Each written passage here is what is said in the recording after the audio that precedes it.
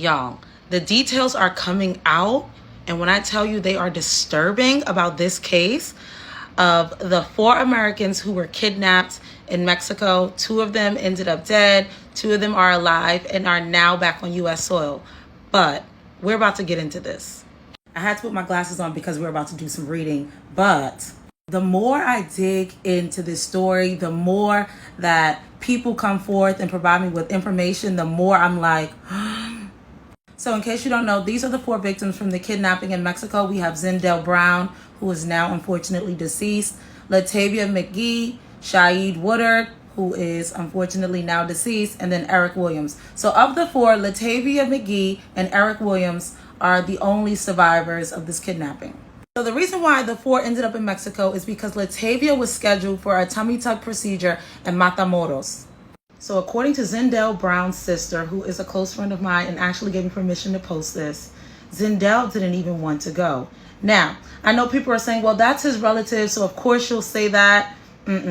There's actually documented proof, text messages, where he texts not just the people in this group, but his relatives saying that he wasn't sure this was a good idea. He definitely was reluctant.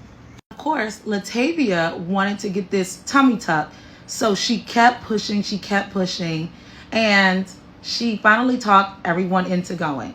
Now, let's go to her Facebook page. Latavia has clearly wanted a tummy tuck for a minute now. So she posted this on August 2nd, 2022. Y'all know I was all up in these Mexico surgery pages on Facebook and Instagram. I was all in the groups because I needed to get this information. So she posted about this on August the 2nd. She said, "Hello, how is everyone? My surgery date is February 23rd, 2023. Now, if the surgery date is February 23rd, 2023, Friday was not that date. Let's continue." If you continue on her Facebook page, you'll also see that she really wanted this tummy tuck procedure, right?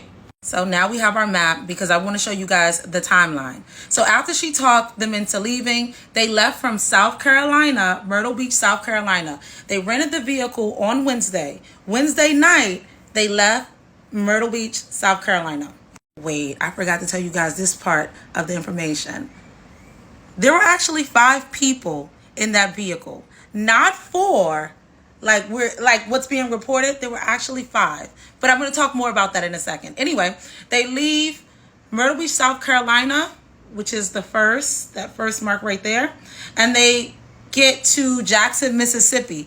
Jackson, Mississippi is where Zindell Brown reaches out to his sister. She had messaged him on Snapchat, asked him what was going on. He let her know that they were in Jackson. Well, not in Jackson. He let her know that they were in Mississippi. I don't want to say Jackson, that they were in Mississippi.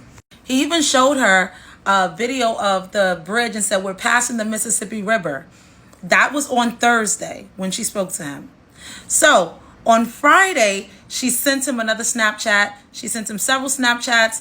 That's when she started to get worried because people started hearing things about the video of people being kidnapped, the 4 Americans being kidnapped. So she reached out to him. She didn't hear back from him. The last time she heard from him, they were in Mississippi on Thursday. Now, in Texas, they actually got a hotel. This is another thing that is confusing to me. I'm just spitting the facts, but of course I have questions too. The thing that's confusing to me is, why would you need 4 to 5 people to drive from South Carolina to Texas? I'm telling you guys, as someone who has driven from South Carolina to Texas myself, well, to Mexico, but I stopped in Texas, of course. Took 2 people. Matamoros is right on the border of Texas. It just does not make sense that you would need 4 to 5 people to drive that distance, right? Anywho, they get to Texas. They get a hotel in Texas. There is a Caucasian girl. Her nickname is Red. I forgot her name. They said on Facebook it was like Cheryl something, but anywho. Red drives all the way from Myrtle Beach, South Carolina with this group, gets to Texas, and now she doesn't have ID. That's when they discovered she did not have identification. You need proper ID, documentation, to get across the border. It's not necessary for you to have a passport if you're driving across the border, but you do need some type of identification. She allegedly left hers in Myrtle Beach, South Carolina, so she was not able to go across the border. Now, this is one of her latest photos from her Facebook page. According to her mother, she had gotten a BBL procedure done in the past, right? Now, I'm going to be honest. I know what the bodies look like on Instagram. I don't know what people request when they go to get BBLs. Maybe people like plus size BBLs. I'm not 100% sure. But according to her mother, she had done a BBL procedure and she had made this trip driving to Mexico several times. So you are correct. She had gone there several times, according to her mother. Now, she had gone to the doctor. According to her Facebook, she had the scheduled surgery for February 23rd. But according to her friends, her family, her scheduled surgery was actually March the 3rd. So her plan was they left on Wednesday. That was March the 1st. Surgery was on March the 3rd. And then they were going to come back on March the 5th. That doesn't make sense to me, especially if you're getting a surgery. But another thing that was really weird to me is the fact that when she had gone through Mexico in the past, she went through Laredo. Now, her doctor was also in Matamoros the first or second time allegedly. Why did you go through Laredo border before and now you're going through Matamoros? It just doesn't make sense. It doesn't add up.